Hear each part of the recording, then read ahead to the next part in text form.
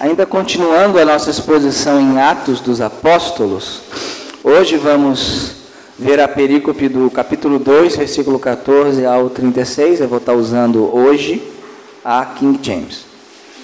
Era para ser a CF, mas decidi usar a King James no final. Atos 2.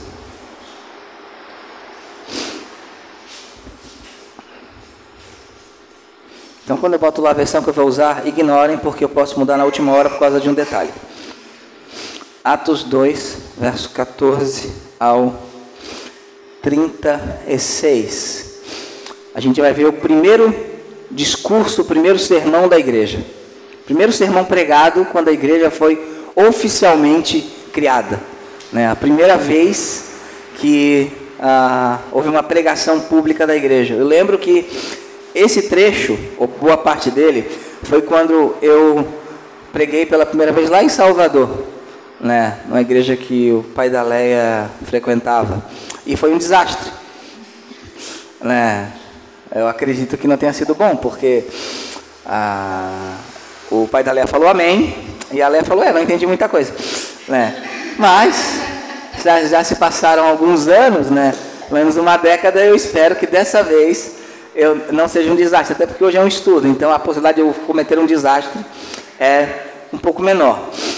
Ali no verso 14 do capítulo 2 de Atos diz o seguinte: mas Pedro, pondo-se em pé com os 11, levantou a sua voz e disse-lhes: homens da Judéia e todos vós que habitais em Jerusalém, seja-vos isto conhecido, escutai as minhas palavras. Porque estes não estão embriagados como imaginais, sendo esta a terceira hora do dia. Mas isto é o que foi falado pelo profeta Joel. E acontecerá nos últimos dias, diz Deus, eu derramarei do meu espírito sobre toda a carne, e os vossos filhos e vossas filhas profetizarão, e os vossos homens jovens terão visões, e os vossos homens velhos sonharão sonhos. E sobre os meus servos e sobre as minhas servas eu derramarei do meu espírito naqueles dias, e eles profetizarão, e eu mostrarei maravilhas em cima no céu, e sinais embaixo na terra, sangue, fogo e vapor de fumaça. O sol se tornará em trevas e a lua em sangue, antes que venha o grande e glorioso dia do Senhor. E acontecerá que todo aquele que invocar o nome do Senhor será salvo. Homens de Israel, ouvi estas palavras: Jesus de Nazaré, homem aprovado por Deus entre vós com milagres, maravilhas e sinais que Deus fez por ele no meio de vós, como também vós sabeis. A este é entregado pelo determinado conselho e presciência de Deus, tomando-vos pelas mãos perversas, o crucificaste e o mataste, quem Deus levantou, tendo soltado as dores da morte, porque não era possível que ele fosse retido por ela. Porque Davi fala a respeito dele: eu via o Senhor sempre diante da minha face, porque ele está à minha destra, para que eu não seja abalado. Por isso meu coração se regozijou, e a minha língua exultou, e além disso a minha carne também repousará na esperança. Porque tu não deixarás a minha alma no inferno, nem permitirás que o teu santo veja a corrupção. Fizeste-me conhecer os caminhos da vida, encher-me-ás de alegria com o teu semblante. Homens e irmãos, deixe-me falar francamente do patriarca Davi, que ele morreu e foi sepultado, e a sua sepultura está entre nós até hoje. Portanto, sendo profeta, e sabendo que Deus lhe havia jurado com juramento que do fruto dos seus lombos, segundo a carne, ele levantaria o Cristo para sentar-se sobre o seu trono, ele, prevendo isto, falou da ressurreição de Cristo, que a sua alma não foi deixada no inferno, nem a sua carne viu a corrupção. A este Jesus, Deus o ressuscitou, do qual todos nós somos testemunhas. Portanto, tendo sido exaltado pela destra de Deus e tendo recebido do Pai a promessa do Espírito, ele derramou isto que agora vós vedes e ouvis. Porque Davi não subiu aos céus, mas ele próprio diz: o Senhor disse ao meu Senhor: assenta-te à minha destra, até eu fazer teus inimigos por escabelo dos teus pés. Saiba, pois, com certeza, toda a casa de Israel, que a esse mesmo Jesus, a quem vós crucificastes, Deus o fez Senhor e Cristo. Trecho longo, primeiro sermão de Pedro, obviamente é um resumo do sermão, ele falou mais coisa, e Lucas aqui ele dá o resumo desse sermão de Pedro. Só um adendo, vocês devem ter visto no verso 23, eu falei entregado pelo determinado conselho, o normal seria sua entregue, porém eu consultei a editora, é entregado mesmo, O grego, nesse caso, é irrelevante. E no português é possível, embora seja muito esquisito, eu mesmo nunca tinha escutado, entregado, mas está certo, né? Isso está certo, não está errado não, está certo, tanto entregue como entregado são possíveis. Eu acho estranho, mas é só para avisar que eu não li errado e não é um erro de português da Bíblia. Ok, está certo. Dito isso, então vamos aqui ao discurso primitivo de Pedro, o primeiro discurso da igreja. O que a igreja pregou? A primeira coisa que a igreja faz aqui, Pedro, como fala no primeiro discurso, ele explica o que estava acontecendo. Olha que coisa interessante. Muitas vezes a gente vai a algumas reuniões evangélicas, acontecem umas coisas estranhas, e acontecem coisas numa linguagem evangélica, e a gente não tem a sensibilidade de explicar para as pessoas o que está ocorrendo. Uma coisa que a gente tem que entender é o seguinte: as pessoas têm que entender o que acontece na igreja, entender o que ocorre no culto cristão e na fé cristã. Isso é Deus, isso é loucura de Deus. Não é assim, olha, o que houve ali? Houve o Pentecostes, houve o derramado do Espírito Santo, eles falaram em outras línguas, e agora Pedro vai se colocar de pé, ele fala, Pedro pondo-se em pé com os 11, ele levantou a voz e começou a explicar. Isso que vocês ouviram e viram é a profecia de Joel se cumprindo. Notemos que a fé cristã é uma fé racional. Não é aceita porque é de Deus, não. O que vocês viram agora, esse derramar, esse poder do Espírito Santo vindo sobre nós, isso é testificado nas Escrituras. E ele vai citar aqui algumas coisas interessantes. Primeiro, o verso 15, ele se defende: nós não estamos embriagados. Uma frase muito comum no meio evangélico é: eu e Deus, não importa mais o que ninguém pensa. Pedro fala: olha, a nossa igreja, a gente não está bêbado não, a gente não está embriagado, a gente não está fora de si, porque ainda é cedo, ainda é 9 da manhã, mas o que vocês viram foi falado, foi predito pelo profeta Joel. Vamos abrir em Joel capítulo 2, verso 28. Pedro aqui está dizendo que o que ocorreu ali em Pentecostes é uma profecia cumprida, que foi profetizado pelo profeta Joel. Logo, se é uma profecia cumprida, não esperem repetição de Pentecostes, ok? Não ocorrerá uma repetição. Você pode ter eventos semelhantes ao Pentecostes, enchimento do Espírito, mas daquela maneira você não vai ter. Joel 2, 28. Diz o seguinte, aqui Pedro vai mudar a redação, um pouquinho diferente. Por quê? Porque aqui era futuro, em Pedro já era presente. Então a redação é um pouco diferente. E acontecerá aqui depois do quê? Depois do exílio, tudo acontecer, que depois derramarei o meu espírito sobre toda a carne, os vossos filhos e vossas filhas profetizarão, os vossos velhos sonharão sonhos, e os vossos jovens terão visões, e também sobre os servos e sobre as servas naquele dia derramarei do meu espírito. Aí ele continua, até o verso 32. Tem umas coisas importantes aqui. Sobre quem geralmente vinha a atuação do Espírito Santo no Antigo Testamento? Rei, profeta e sacerdote. Rei, profeta e sacerdote. Na Nova Aliança, a bênção prometida é sobre quem? Sobre todo mundo. Homem, mulher, jovem, servo, livre. O Espírito Santo não havia mais, na Nova Aliança, agir só em rei, profeta e sacerdote. Agora ele ia habitar em quem? Ele ia agir em quem? Ele ia se manifestar em quem? Em todos os crentes. Os meus servos, nas minhas servas, homens velhos, sonharão sonhos, terão visões. Agora, aqui fala o seguinte: acontecerá que nos últimos dias, na época de Pedro já era últimos dias.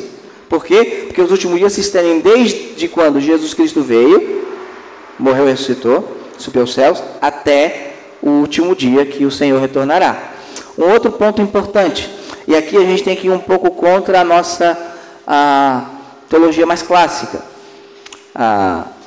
Aqui fala que haveria coisas nessa era da igreja, como as filhas vão profetizar, os filhos vão profetizar, os homens jovens teriam visões, sonhos, e uma ação do Espírito Santo, sobre a igreja. Agora, até quando o texto indica que isso aconteceria? O verso 20. O sol se tornará em trevas e a lua em sangue até que venha o grande e glorioso dia do Senhor. O texto de Atos indica que as atuações especiais do Espírito Santo, aqui não fala que vai acontecer todo dia, tá? Também não é isso. vai acontecer toda semana, vou marcar o horário, não é isso. Mas as atuações especiais do Espírito Santo, os dons de atuação do Espírito Santo, eles durariam até quando? Até que venha o dia do Senhor. Porque nesse período é o período de salvação, e acontecerá que todo aquele que invocar o nome do Senhor será salvo. Então a atuação do Espírito Santo sobre a igreja, inclusive com sonhos, agora não é jogo do bicho também, pelo amor de Deus, né? Conta-se que no dia lá do tsunami na Indonésia, muitos crentes sonharam que o Senhor estava mandando eles subirem as montanhas, e eles subiram, obedeceram e não foram mortos. Ok? Mas era uma tsunami, não é para você jogar no bicho. Não, eu sonhei com uma batata, o que quer dizer? Isso quer dizer porque tem um caixão. Isso aí é loucura. Quando for algo de Deus, a gente tem que ter muita responsabilidade para não cair em dois extremos. O primeiro, Deus não fala nada com ninguém nunca mais. Isso é perigosíssimo. O segundo, Deus está falando à torta e à direita, Deus está no Twitter dizendo o que ele vai fazer, também outro perigo. Então a gente observa aqui que a atuação e dons do Espírito Santo, eles durariam até quando? Até a vinda do Senhor, até o período de salvação. Eles aconteceriam, ponto.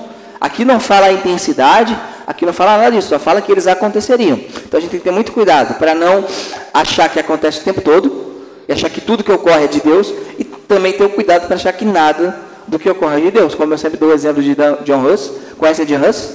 Pré-reformador John Huss, chamado Ganso. 100 anos antes de Lutero, ele estava lá pregando o Evangelho, fez tentou fazer uma reforma na igreja, obviamente não deu certo, foi colocado na fogueira e ele falou: hoje vocês matam um ganso, daqui a 100 anos nascerá um cisne que ninguém poderá matar.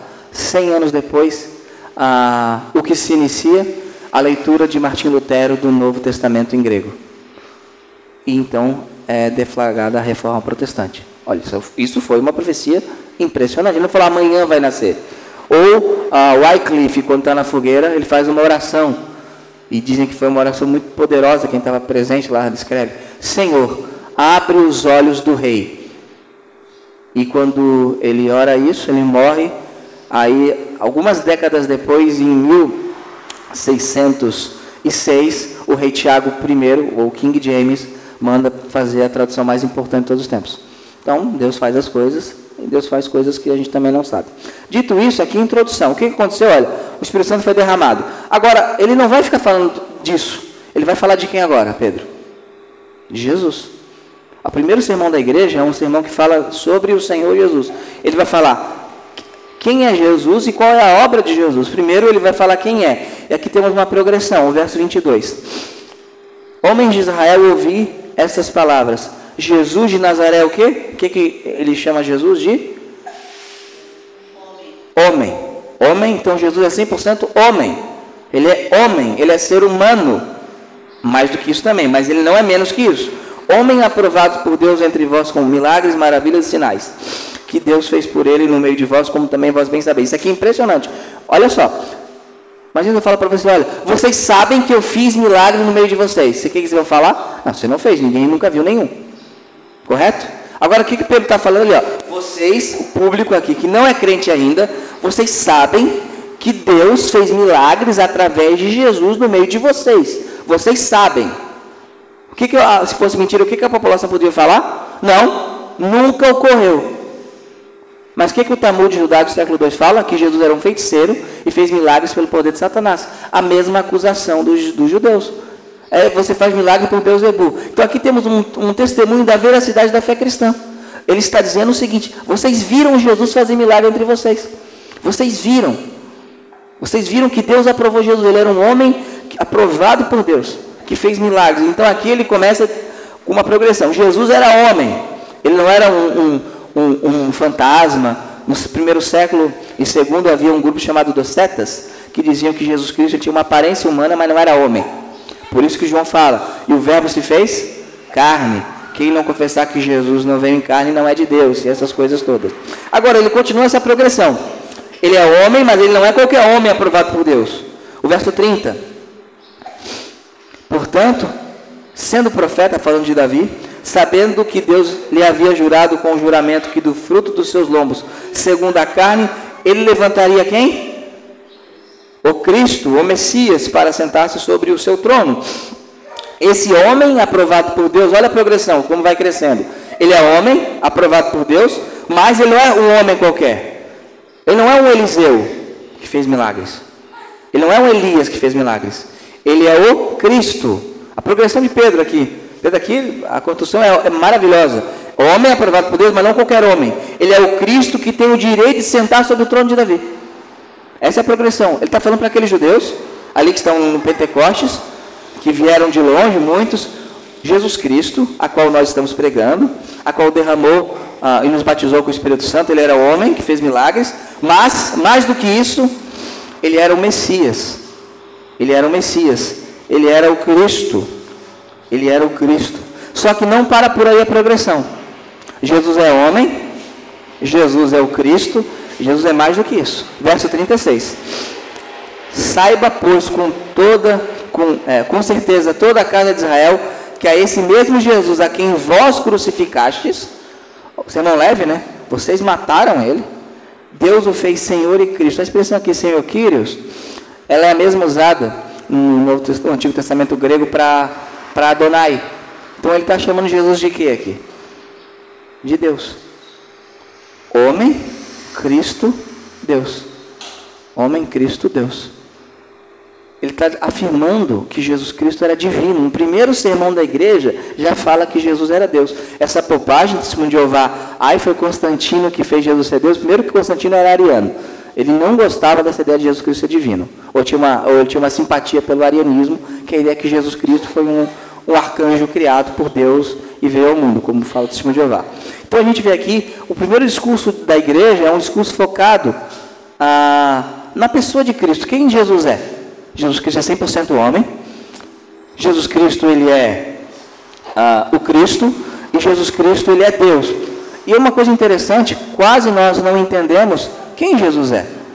Por exemplo, vou falar aqui uma expressão para os irmãos. A expressão Maria, Mãe de Deus, ela é correta ou ela é errada? Correta. Por quê? Porque essa expressão, quando foi criada, Theotokos, ela apontava que o que estava no ventre de Maria não era um mero homem, era Deus. Então, nós evangélicos, por vezes, nós ignoramos quem de fato Jesus é. Jesus não é um cara legal, Jesus Cristo é o Senhor, é o Cristo, ele é Deus. E ele é 100% homem, ele tem uma natureza humana. Como é que Jesus fala que ele não sabe o dia que o Pai mandou ele voltar? Porque em sua natureza humana ele não pode ser onisciente. Em sua natureza divina ele necessariamente é onisciente. Jesus Cristo, em sua natureza humana, como homem, ele não pode estar em todos os lugares ao mesmo tempo. Mas como Deus, ele está em todos os lugares ao mesmo tempo. Dá para entender isso? Não dá. Mistério da fé.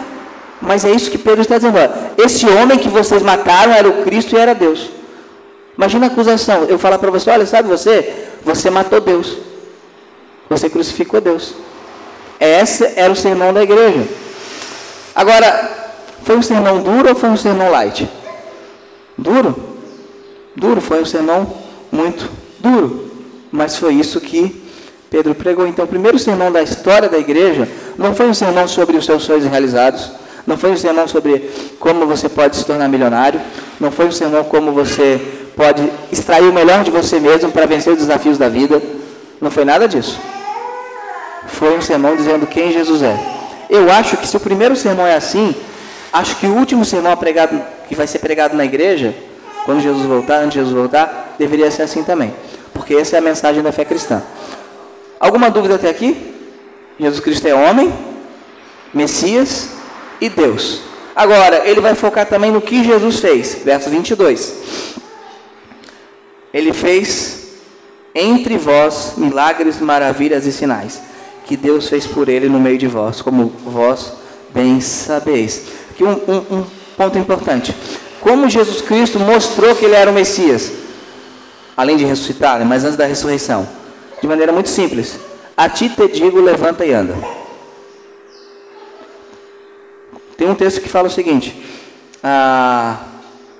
Jesus fala, filho, os teus pecados estão perdoados. Lembra desse texto? Aí o que é que os caras pensam? Os caras estão pensando. Quem ele pensa que é para perdoar pecado? O que Jesus faz?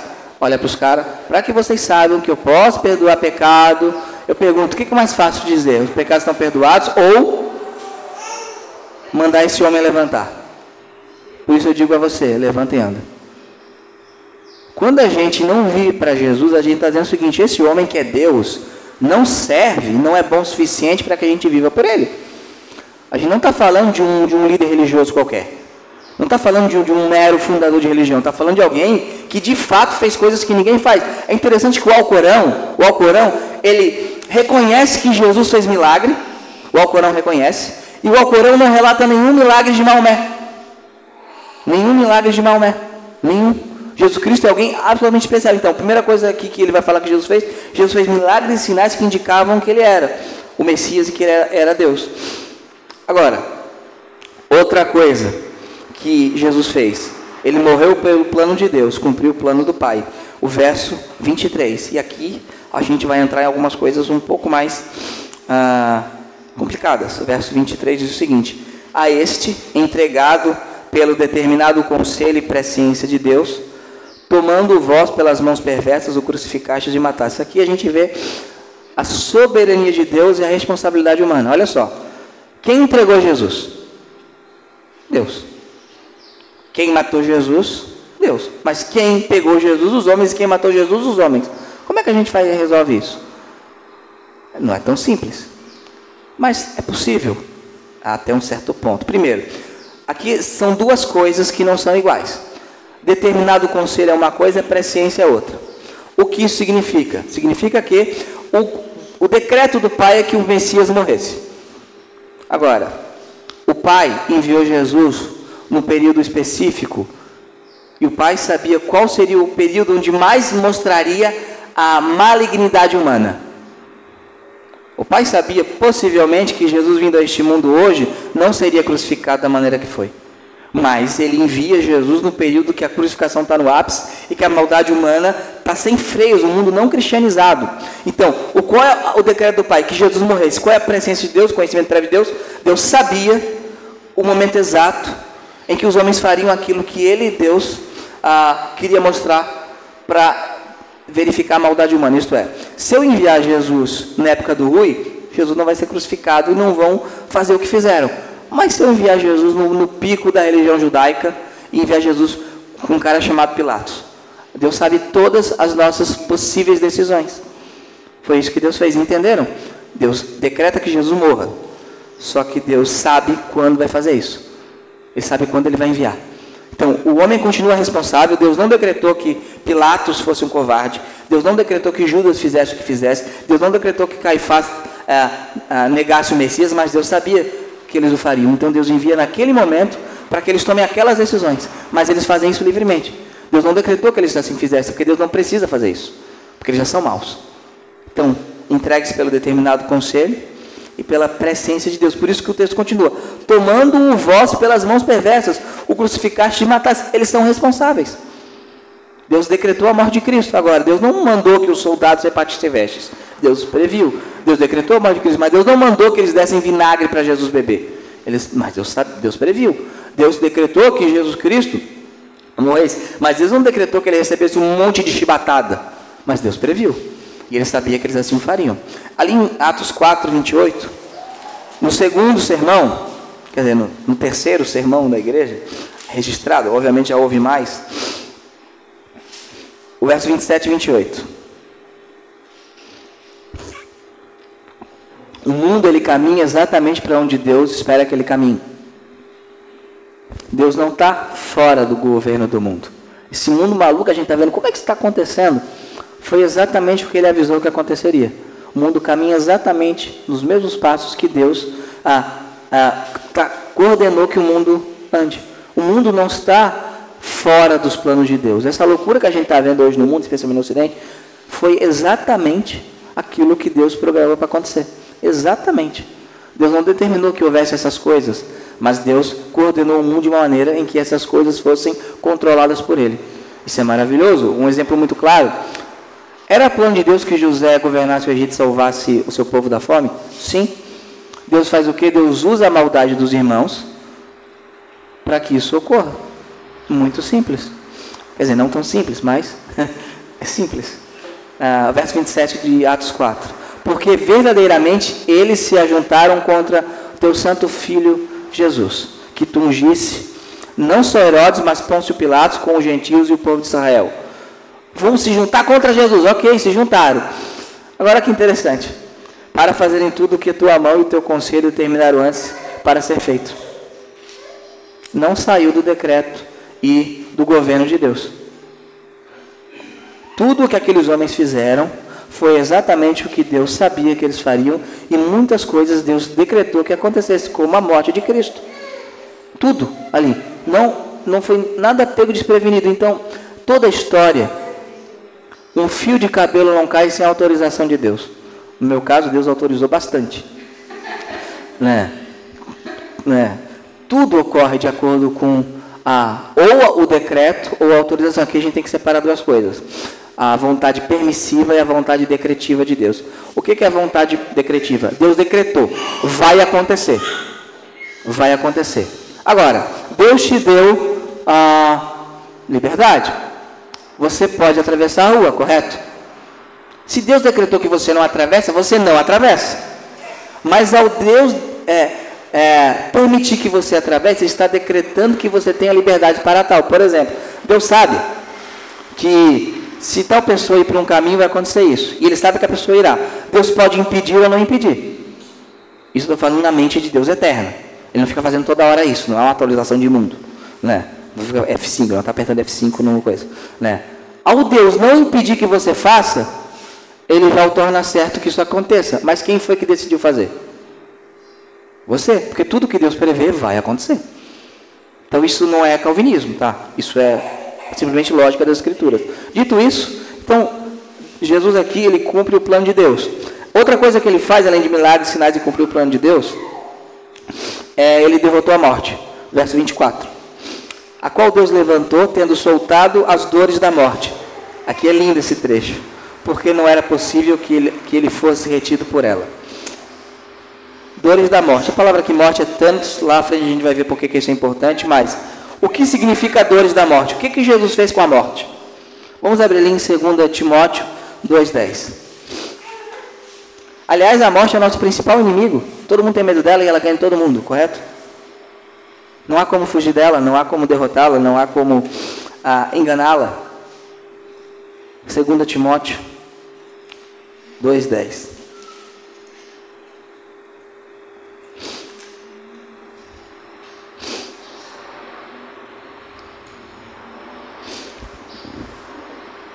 Diz o seguinte: portanto, sofro todas as coisas por causa dos eleitos, para que também eles obtenham a salvação que está em Cristo Jesus com glória eterna. Aqui um ponto importante.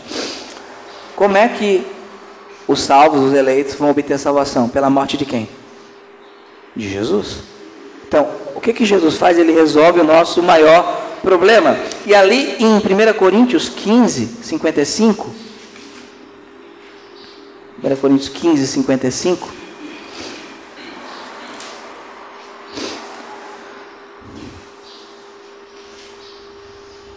Aqui, vou ler o 54 também. E quando este corruptível, esse corpo, tiver sido revestido de incorruptibilidade, e isto que é mortal, tiver sido revestido de imortalidade, então se cumprirá o provérbio que está escrito: a morte foi tragada pela vitória. Ó morte, onde está o teu ferrão? Ó sepultura, onde está a tua vitória? A morte, ela tem o direito de matar quem? Oi? Os vivos. Mas todos os vivos? Mas todos os vivos? Qual é o combinado de Deus? A alma que pecar. E se hipoteticamente uma alma não pecasse, a morte teria direito de pegar? Jesus pecou? Então o que a morte fez? Até os pais da igreja falam que a morte foi enganada na cruz. Por quê? Ela acabou tragando alguém que ela não podia tragar. E ao fazer isso, ela vai ter que vomitar aqueles que ela tinha o direito de tragar. Tem acho que é o Evangelho segundo Barnabé, Descida de Jesus ao Inferno, é apócrifo. É um texto maravilhoso, que eles personificam a morte, o inferno, o diabo. Aí o inferno e a morte estão lá comemorando lá no inferno, né, que Jesus morreu, não sei o quê. Aí o diabo todo desesperado: o que vocês estão fazendo essa festa toda? Não, porque matamos ele. Aí o diabo: vocês são tolos? Se vocês mataram ele está vindo para cá. Aí quando ele fala isso, os portões do inferno começam a se balançar, os demônios começam a se tremer, e ele vem, e ele abre os portões do Hades, porque a morte, ela engoliu aquele que ela não podia engolir. A morte não podia reter Cristo, Cristo não pecou. Ela só pode matar aquele que peca. Então, ao engolir aquele que não pecou, ela vai ter que devolver aqueles que pecaram, que somos nós. Por isso que a morte não podia retê-la. Então, aqui ele vence a morte. Isso é uma coisa maravilhosa que a igreja cristã primitiva ela entendia, e a gente perdeu isso de vista. A morte não podia engolir Jesus. A morte aqui eu estou personificando, né? Por isso fala, ó morte, onde está o teu aguilhão? Você perdeu a força de nos ferir, porque você fez algo que você não podia fazer, que era engolir aquele que nunca pecou. O decreto, a alma que pecar, essa morrerá. Se ele não pecou, você não podia tocar nele. Mas ela tocou. E aí ele foi, e ele rompeu, quebrou as dores da morte, os laços da morte. Foi isso que ele fez. Ele destruiu os laços da morte. Ele soltou os laços da morte. E a morte agora não pode mais prender a gente. Maravilhoso isso. Por isso que nós vamos ressuscitar. Aí por isso que o hino fala, ó morte, onde está o teu aguilhão? Cadê morte a tua vitória? Sepultura, cadê a tua vitória? Você vai ter que devolver. Maravilhoso isso. O plano de Deus. Né? Deus é tremendo. Aí que eu falo, às vezes, nossa teologia ocidental, moderna, ela é tão rasa, tão pouco poética, né? Tão pouco fantasiosa no bom sentido. A gente é muito, a visão americana, tá. Mas isso é maravilhoso, já pensaram nisso? A morte não podia matá-lo, quando ela mata, ela perde. Né? Se você viu as crônicas de Nárnia, foi exatamente isso. Né? O que Aslan faz? Ele morre pelo filho de Adão, Edmundo. Só que a morte em Nárnia, ao engolir Aslan, ela acaba perdendo, porque ela tem que devolver a vida para Aslan. Foi isso que ocorreu. Agora, tem outro ponto aqui é bem polêmico, e a gente vai passar um tempinho aqui, que é a descida de Cristo ao Hades, verso 27 e verso 31. E para mim aqui é uma progressão. Ele veio, ele morre, ele rebenta com a morte morrendo, e ele desce ao Hades. O verso 27. Porque tu não deixarás a minha alma no inferno, nem permitirás que o teu santo veja a corrupção. O verso 31, e ele prevendo isto, falou da ressurreição de Cristo, que sua alma não foi deixada no inferno, nem a sua carne viu a corrupção. Todas as novas traduções de Bíblia, elas vão traduzir aqui por sepultura, ou sepulcro, ou morte. Todas. Realmente Hades pode ser traduzido por sepultura, sepulcro ou morte. Porém, por que eu mantenho a antiga tradição de entender que aqui é a descida ao Hades, ou ao inferno? Eu vou dar aqui motivo linguístico. No verso 24, ali aparecem as dores da morte. A palavra ali, no verso 24, é Thanatos. Se Lucas, que escreveu, quisesse usar a palavra morte, no verso 27 e 31, ele usaria a palavra Thanatos, não a palavra Hades. Então, pelo contexto imediato, não me parece que ele queira dizer, tu não deixarás a minha alma na morte, porque ele já usa a palavra morte no verso 24, que é Thanatos, não é Hades. Aí sepultura. Ora, sepultura, ou sepulcro, vai aparecer no versículo 29. Né? Fala que o patriarca foi sepultado, epitáfio, e sua sepultura está entre nós até hoje. A palavra sepultura aqui é mnema. Logo, se ele quisesse falar, não deixarás minha alma na sepultura, ele não usaria Hades. Ele usaria o quê? Mnemna. Então, na minha opinião, as traduções do século II ao século XIX acertaram ao colocar a palavra inferno. E as novas traduções estão erradas, porque nesse contexto, para mim, parece impossível que a palavra aqui não seja outra que não Hades ou inferno. Porque se ele quisesse usar sepultura, ele usaria mnemna. Se ele quisesse usar morte, ele usaria Thanatos. É muito simples, na minha opinião, o uso de Lucas demonstra isso. Outro ponto aqui, o uso de Hades por Lucas no Novo Testamento. Vamos abrir ali em Lucas 10. Então, o que eu estou afirmando? Sim, Jesus Cristo desceu ao inferno. É o que eu estou afirmando. Claro que isso é doutrina secundária e tem muita gente muito melhor que eu que diverge. Mas os 53 tradutores geniais da King James concordam. João Ferreira de Almeida concorda, John Wesley concorda, Martinho Lutero concorda, só Calvino que discorda, mas Calvino é do contra, né? Aliás, começou com ele esse negócio que não desceu ao Hades, né?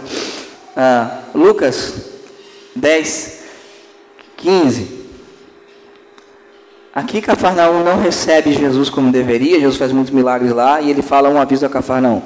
E tu, Cafarnaum, exaltado até o céu, serás derrubado até o inferno. Ora, se aqui é sepultura, qual é a diferença de Cafarnaum para qualquer outra cidade? Toda cidade, todo mundo vai para onde? Vai para a sepultura.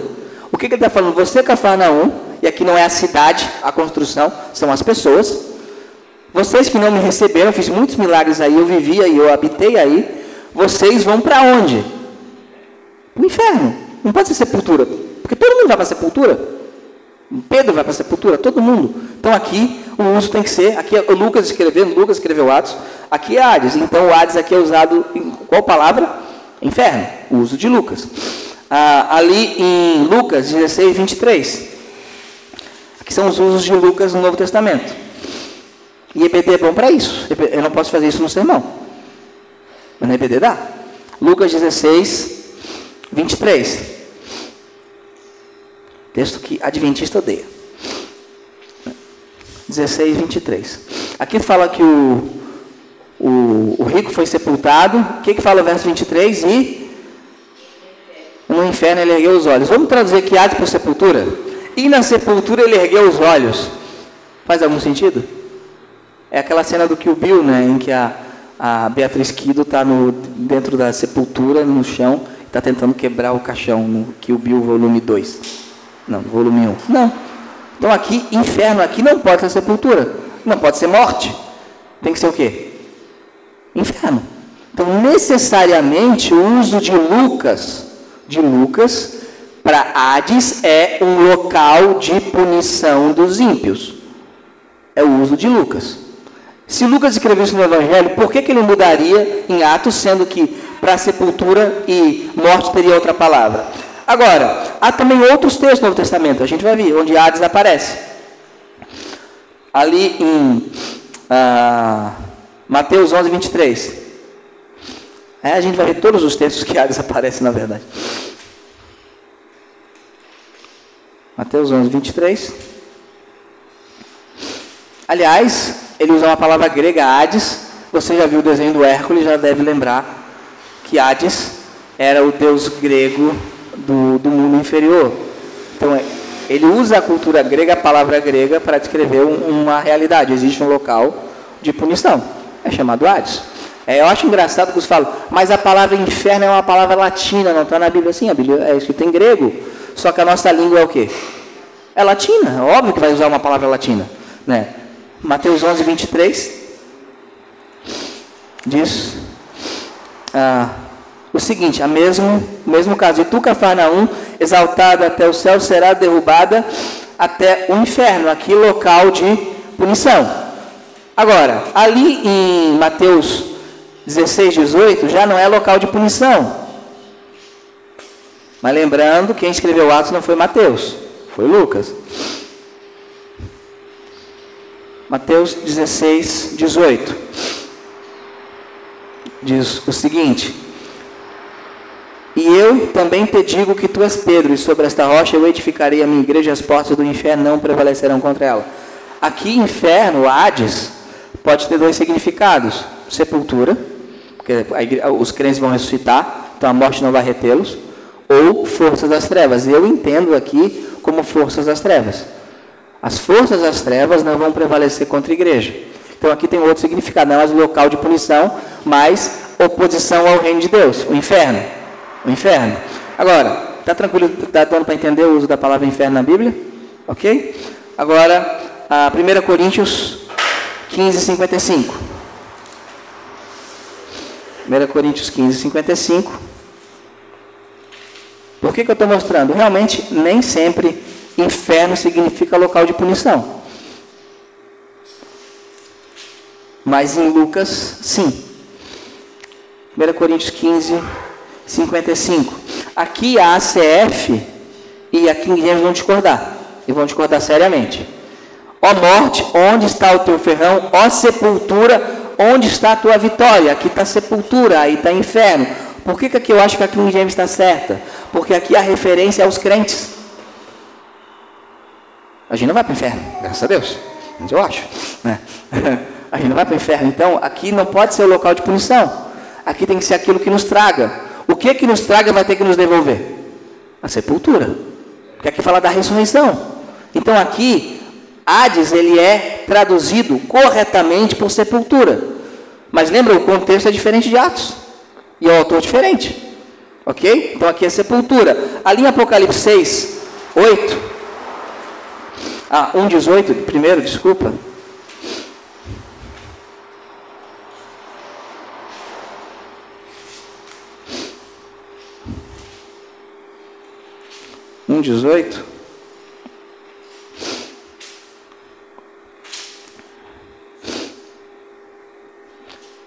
Eu sou ele que vive e que estava morto. Eis que eu estou vivo para sempre. Amém. Eu tenho as chaves do inferno e da morte. Por que chaves do inferno e da morte?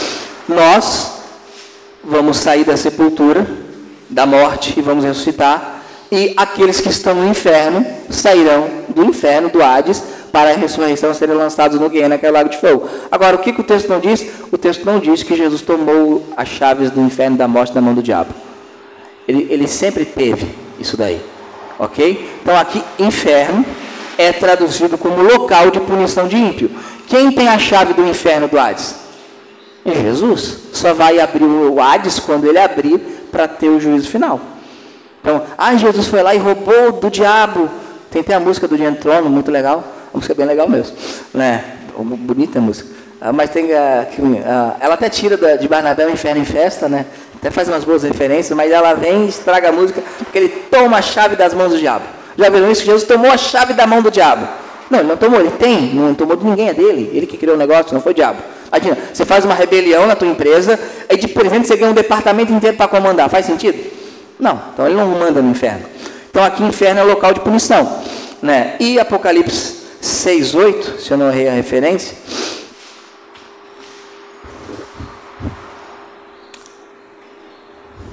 diz o seguinte: e eu olhei, e eis um cavalo pálido, e o nome do que estava sentado nele era Morte, e o inferno seguia. E o poder foi dado sobre a quarta parte da terra para matar a espada, com a morte, com a fome, com a morte, com as feras da terra. Aqui, possivelmente inferno, a ideia de forças das trevas. Ok? Forças das trevas. Claro, a tradução podia ajudar a botar forças das trevas, só que não seria a tradução, seria a interpretação. A tradução tem que traduzir, né? E a última referência no Novo Testamento, Apocalipse 20:13. Então nota que realmente a palavra Hades ela tem um uso distinto na Bíblia. Mas não é como fala o testemunho de Jeová Adventista, Hades é sepultura. Imagina, e da sepultura ergueu os olhos. Não faz o menor sentido. Faz o menor sentido. 20, Apocalipse 20, verso 13. E o mar entregou os mortos que nele havia, a morte e o inferno entregaram os mortos que neles haviam.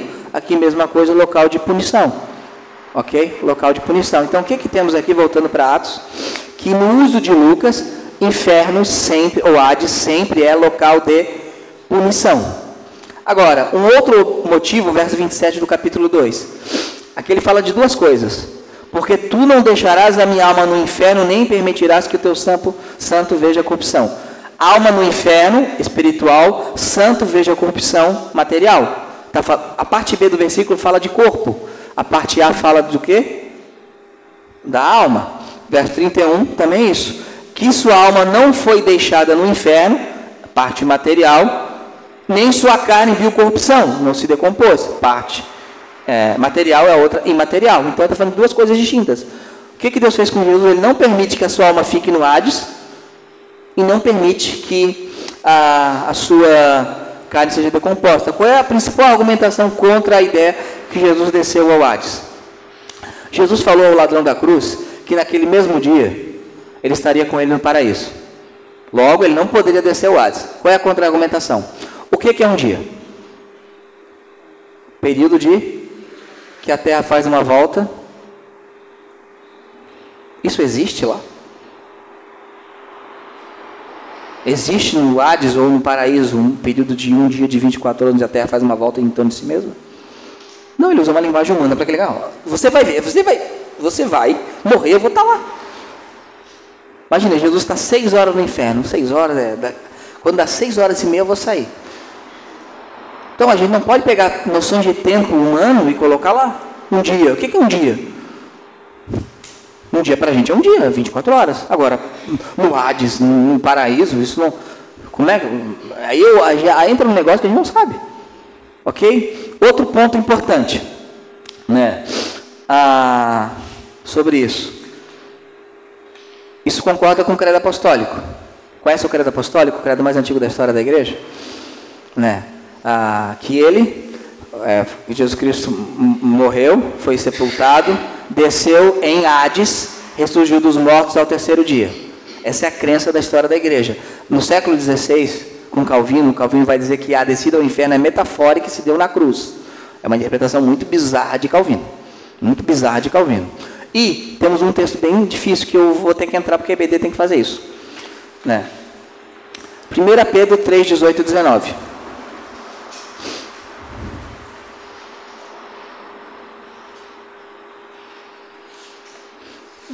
Deixa eu aqui.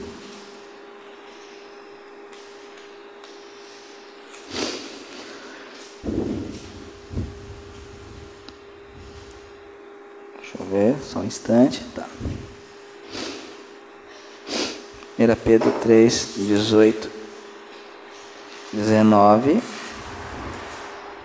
Cadê aqui?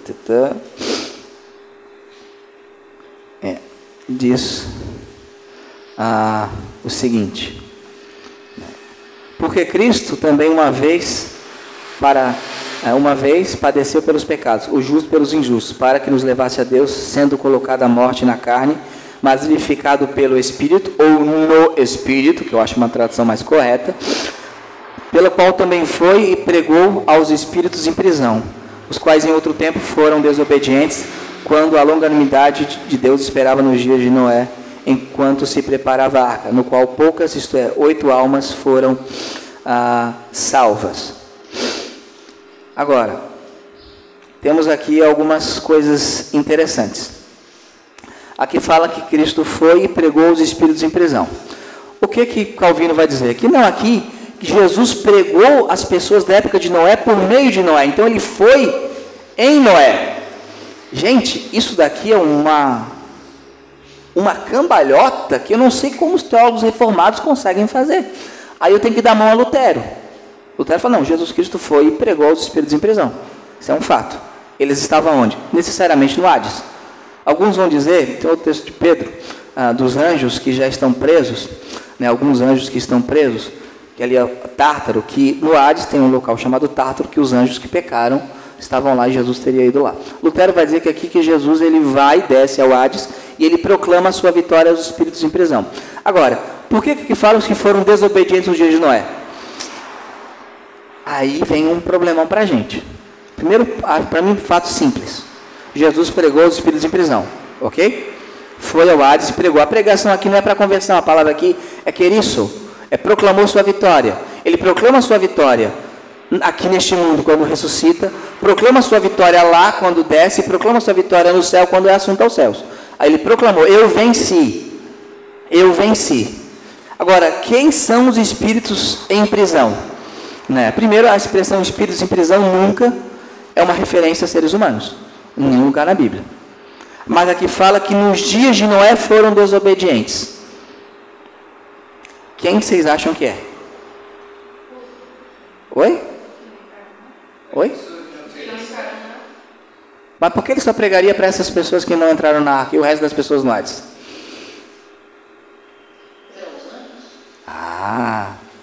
Os anjos que não guardaram a sua... vamos abrir em Judas 1,6, depois a gente vai para lá. Fala, o sermão de Pedro é denso, assim. E não dá para a gente fazer isso num sermão, assim. Pedro fez, mas ele é Pedro.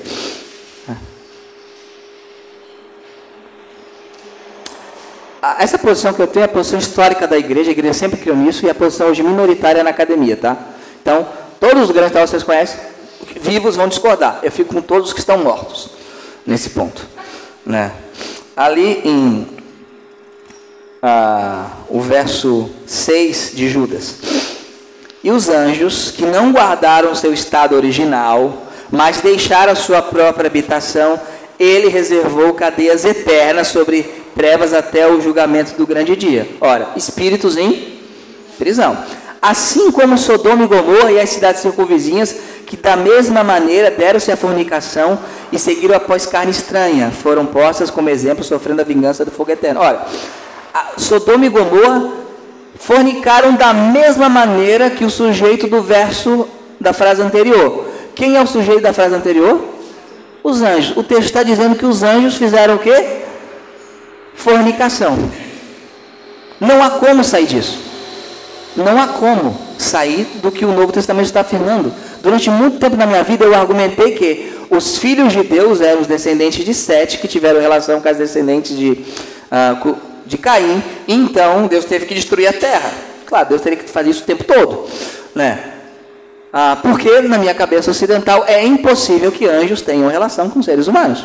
Porém, o texto de Judas, e não dá para fazer aqui, o reverendo, um reformado que crê corretamente nesse ponto, o reverendo Leandro Lima, presbiteriana, ele tem um estudo brilhante, que ele pegou o texto grego de Judas e o texto grego de Enoque, livro apócrifo. Judas fez Ctrl+C, Ctrl+V. As mesmas expressões gregas, a mesma história. E o que Enoque está descrevendo? O que os anjos saidinhos fizeram lá. Não, estão reservados em cadeias eternas. Estão em prisão.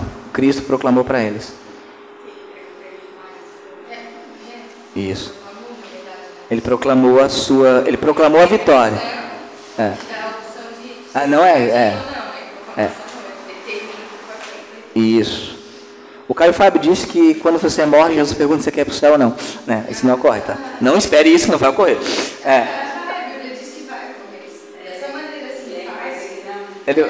Ele fala que tem gente que é tão demônio que vai preferir o inferno, mas eu acho que ele está redondamente enganado. Ali em Gênesis 6, vamos abrir.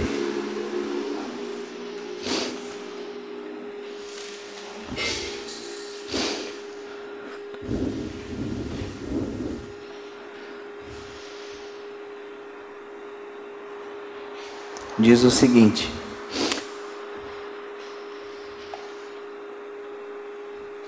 e aconteceu que quando os filhos dos homens começaram a se multiplicar sobre a face da terra, filhas lhes nasceram. Os filhos de Deus viram que as filhas dos homens eram belas e tomaram para si esposas de todas que escolheram. E o Senhor disse: meu espírito não contenderá sempre com o homem, pois ele também é carne, porém seus dias serão 120 anos. Havia gigância na terra naqueles dias e também depois disso, quando os filhos de Deus entraram as filhas dos homens e lhes geraram filhos. Estes se tornaram homens poderosos que eram na antiguidade homens de renome. E Deus viu que a maldade dos homens era grande na terra e que toda a imaginação dos pensamentos do seu coração era apenas vil continuamente. Primeiro ponto aqui. O texto não fala que essa relação fez nascer gigantes. Fala que havia naqueles dias e também depois disso. Só fala que esses gigantes estavam na mesma época que os filhos de Deus entraram nas filhas dos homens, que é a relação sexual. Ok? O que vai argumentar hoje, geralmente, a teologia moderna? Que os filhos de Deus são os descendentes de Sete e os filhos dos homens são os descendentes de Caim. Primeira falha. Não havia só Sete e Caim. Havia filhos e filhas de Adão. Segundo erro dessa teoria. O verso 5 fala que Deus viu a maldade do homem. Ele está falando aqui de seres humanos. O verso 3 fala que o meu espírito não contenderá sempre com o homem. A expressão aqui, homem, significa ser humano. Aqui não é uma contraposição de filhos de Deus crentes e filhos dos homens não crentes. Outro ponto importante, ali em Jó, livro talvez mais antigo que Gênesis,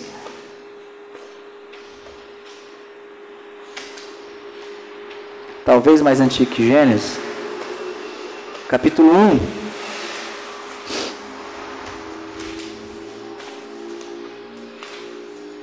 Jó está antes de Salmos, Jó 1.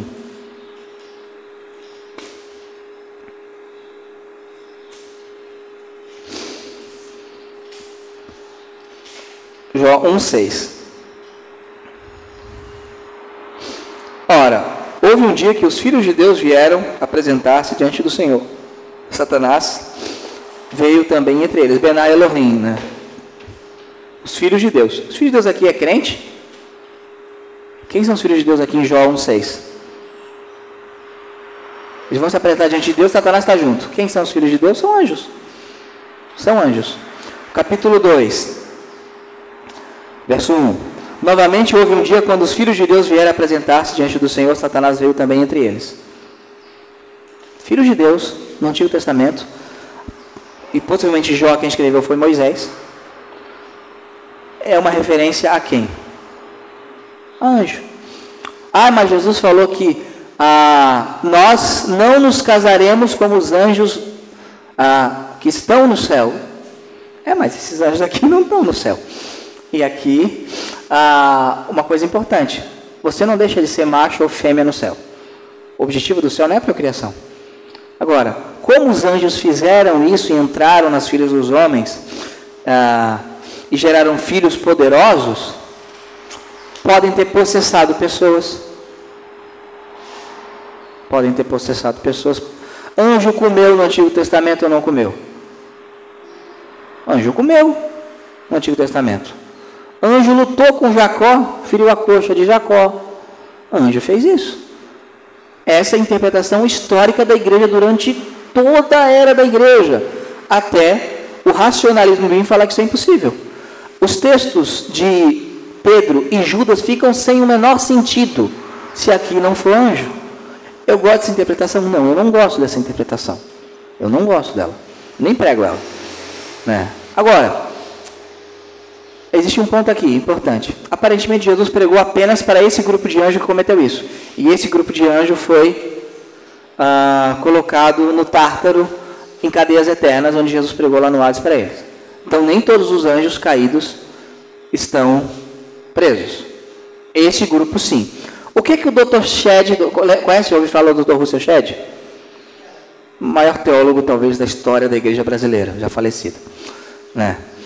Ele sugeriu o seguinte, que e outra pessoa também entende isso, o Dr. Billy Graham, já ouviram falar?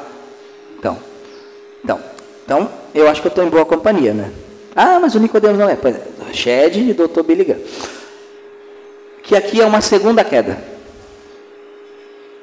Uma possível segunda. A primeira queda, a queda com Satanás lá, os caras estão soltos. Agora, uma segunda queda, que foi tão terrível, que Deus teve que destruir a raça humana. Note bem, aqui você começa a misturar a linhagem angelical / demoníaca com seres humanos. A promessa não é que o descendente da mulher tem que vir? Se você misturou a linhagem, não vai vir descendente da mulher. Porque está tudo contaminado. O que Deus tem que fazer? Uma eugenia. Arrebentar com a raça humana. Destruir a raça humana inteira. Sobra só um para começar de novo. Aí, para garantir que não ocorre mais, o que ele faz com esses anjos? Vocês estão presos, não fazem mais. Isso é uma possibilidade. Qual é a minha afirmação? Jesus Cristo desceu o Hades, pregou os espíritos em prisão. Os espíritos em prisão são anjos que pecaram em Gênesis capítulo 6. Isso eu afirmo. Agora, o que eu suponho? Aí é diferente. Que é possível uma segunda queda. Ou esses demônios ficaram loucos em Gênesis capítulo 6 e resolveram fazer extrapolar. Também pode ser. Também pode ser. Entenderam quando Pedro fala ele desceu o Hades? Ele não foi o Hades apanhar de Satanás, não foi o Hades roubar a chave do diabo, não. Ele foi o Hades falar o seguinte para esses anjos: o plano de vocês de impedir que o descendente da mulher viesse, deu ruim, foi frustrado. Eu vim e venci. E vou ressuscitar. Então,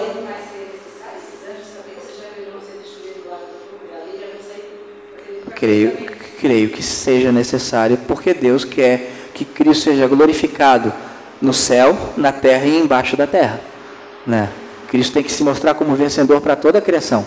Cristo não precisaria, por exemplo, Deus ressuscitar Jesus para comprovar para a gente que ele venceu. Mas ele assim o faz. Ele assim o faz. Então, a questão, o que Deus quer e o que nós achamos necessário. O fato é que ele proclamou, a palavra ele pregou, é proclamar vitória. Ele proclamou vitória.